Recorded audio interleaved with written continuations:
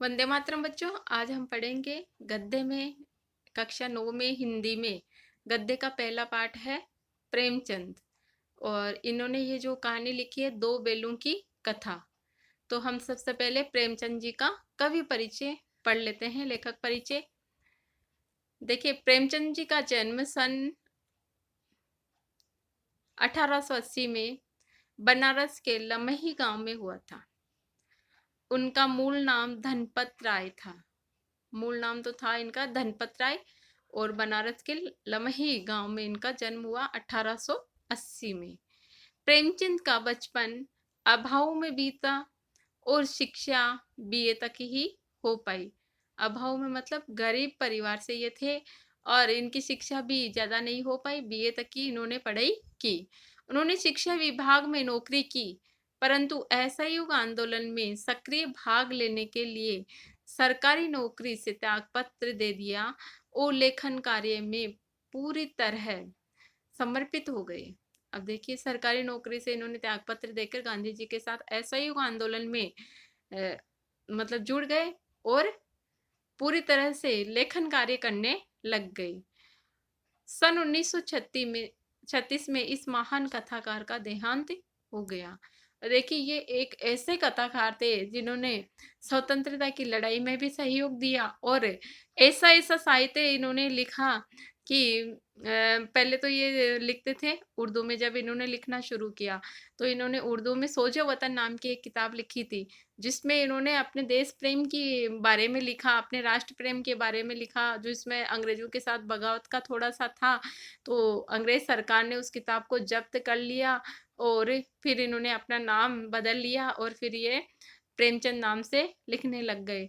और इन्होंने इतनी सारी कहानियाँ लिखी कि इनकी जो कहानियाँ हैं वो मानसरोवर के 8 भागों में संग्रहित है। मानसरोवर नाम की बड़ी-बड़ी किताबें हैं, जिनके 8 भागों में 8 किताबों में इनके द्वारा लिखी गई कम से कम 300 के करीब इनकी कहानियाँ संग्रहित है। और इन्होंने कई उपन्यास भी लिखे। प्रमुख उपन्यासों के नाम भी इसमें दिए गए हैं कि प्रेमचंद की कहानियाँ मानसरोवर के 8 भागों में संकलित है। सेवा सदन, प्रेमाश्रय, रंगभूमि, कायाकल्प, निर्मला, गब्बन, कर्म भूमि, गोदान, ये इनके द्वारा लिखे गए प्रमुख इनके उपन्यास हैं।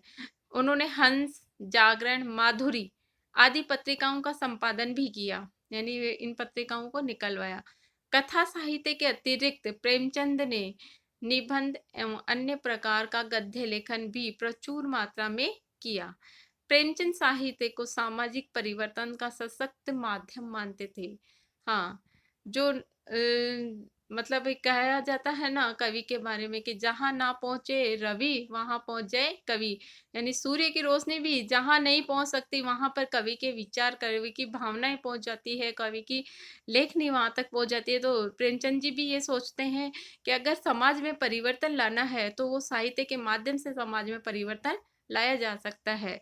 उन्होंने जिस साहित्य को सामाजिक परिवर्तन का सशक्त माध्यम मान जिस गांव और शहर के परिवेश को देखा और जिया, उसकी अभिव्यक्ति उनके कथा साहित्य में मिलती है। यानी जहां पर भी वो रहे वो उसका पूरा का पूरा परिवेश उनके साहित्य में मिलता है। किसानों और मजदूरों की दयनीय स्थिति, दलितों का शोषण, समाज में स्त्री की दुर्दशा और स्वाधीनता आंदोलन आदि उनकी रचनाओं के मूल विषय हैं। प्रेमचंद के कथा साहित्य का संसार बहुत व्यापक है। उसमें मनुष्य ही नहीं पशु पक्षियों को भी अद्भुत आत्मीयता मिलती है। बड़ी से बड़ी बात को सरल भाषा में सीधे और संक्षेप में कहना प्रेमचंद के लेखन की प्रमुख विशेषता है। उनकी भाषा सरल, सजीव एवं मुहावरेदार है तथा उन्होंने अरबी, फारसी और अंग्रेजी के प्रचलित शब्दों का प्रयोग कुशलतापूर्वक किया है।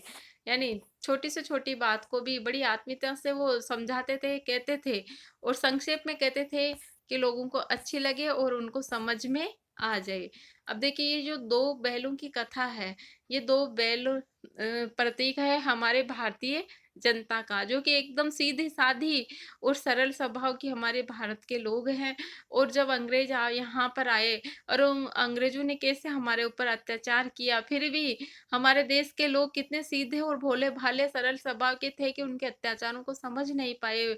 सालों-सालों तक, सैकड़ों सालों तक उन्होंने हमारे ऊपर राज किया और कैसे हमें दबा कर रखा।